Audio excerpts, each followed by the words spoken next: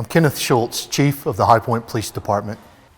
On Tuesday evening, High Point University officials alerted the High Point Police Department to a potential safety threat on their campus. Our officers responded, met with the security personnel who were detaining an individual. Once there, we took over the investigation, arrested the person, and collected the evidence that was found on site.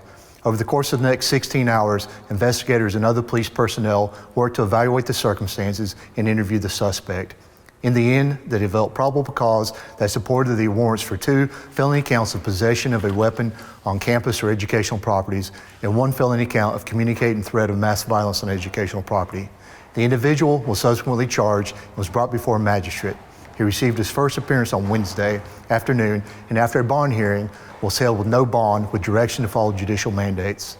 At this time, our department continues the investigation and preparing this case for court. Because of this, I cannot comment on any aspects of the case apart from saying that at this time, we have no indications of anybody else involved or any other pending threats for this situation. What I will note is that this case is an excellent example of what we need from our citizens as our law enforcement agencies strive to keep our communities safe. In this instance, a fellow student went to authorities and described concerns about the individual who was arrested. They articulated actions, statements, behaviors, and suspicion that seemed out of the ordinary and immediately reported the matter to authorities. The school officials responded and subsequently involved our agency as an investigation. From there, the matter was investigated and we were able to make an arrest prior to any acts of violence taking place.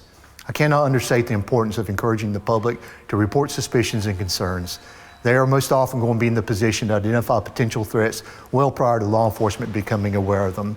When it is properly reported, we have the resources and the commitment to address the matters properly in order to prevent the acts of violence.